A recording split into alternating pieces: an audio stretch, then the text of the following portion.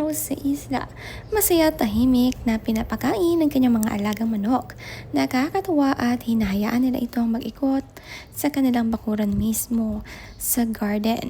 Ganitong simpleng kasiyahan tuwing umaga.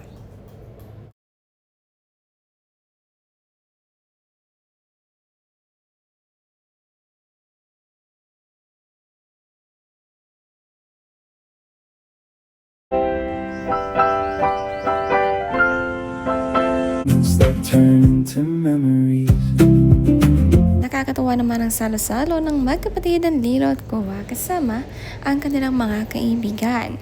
Mga napagod nga kakalaro at sabay-sabay kumain dito sa labas, mga nakakamay pa nga. Pinaghati-hatian ng isang kaldero at simpleng ulam. Si Kuwa napasarap ang kain at umulit pa nga. Magana nga kakain dahil lagi nga silang pagod.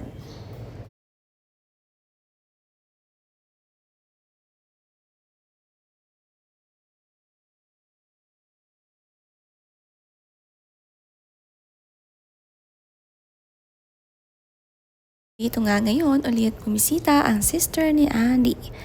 Si Stevie na paborito ang puntahan ang isla ng Siargao. Masiyat nandito rin nga si Ate Ellie. Nagpalagay pa nga ng kuko si Ate Ellie. At ang cute ng kulay at design gawang Siargao.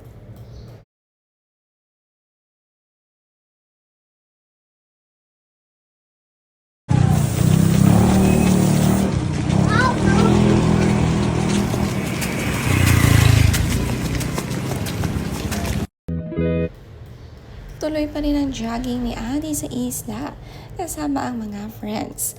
Mas masaya talagang mag-exercise at mag-jogging kapag marami ang kasama.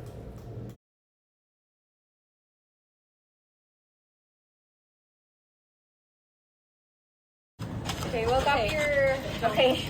Ay, sorry. Okay, ready, set, go. Go. Woo! Go! Ano na ba yun? Hindi ko alam. Ano ako? May TikTok nga na nauso na tatalo na ng cellphone. Si Stevie Eigenman ang nanguna at napagaya nga si Andy. Kabarkada na rin nga ni Andy ang mga kaibigan ni Stevie tuwing pupunta rito.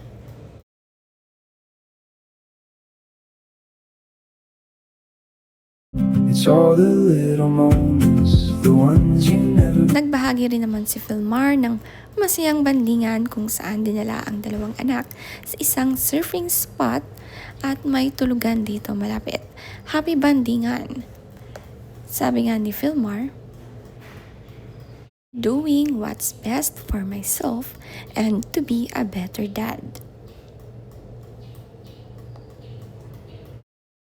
Simple ang buhay, mas maraming bonding kasama ang mga anak. Ganito lang ay masayang masaya na nga sila.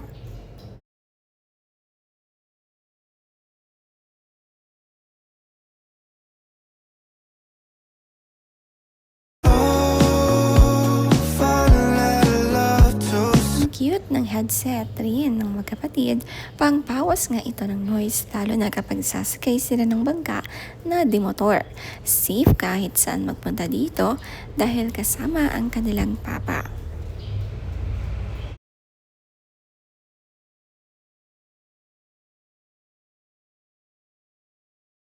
Si Andy Eigenman madalang magsuot ng dress pero kapag nagsuot ay bagay naman sa kanya.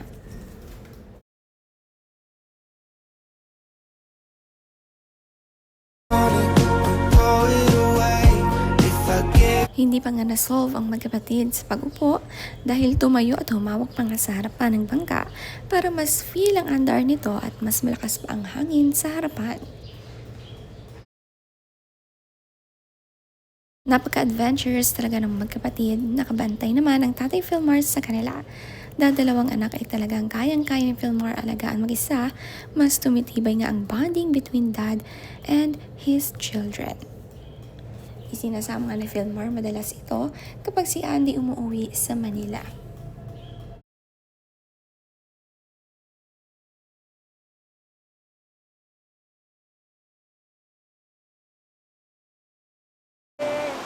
Although what I see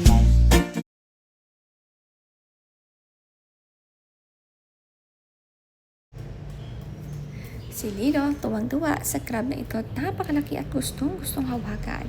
Pinakuha nga sa kanyang kuya, matapang talaga si Lilo at nilapitan pa nga niya ito.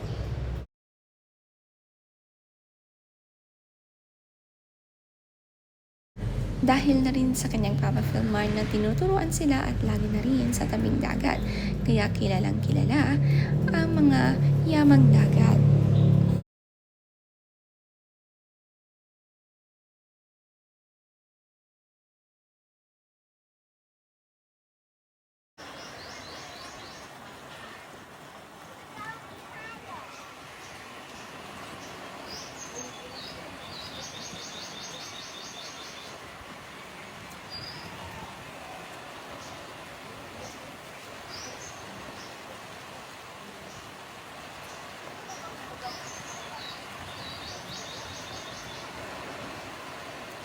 Super!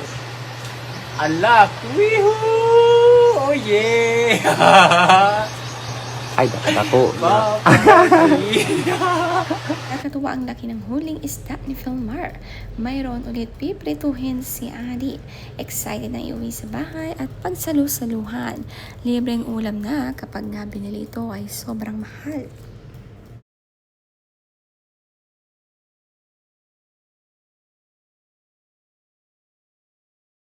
Tuwang-tuwa nga ang dalawang magkapatid, excited na silang maluto at maulam ito. Magaling din mangisda itong si Filmar. Maganda talaga na marunong sa dagat. Sabi nga niya ay 2.5 kilo lapu-lapu ito. Sulit na sulit.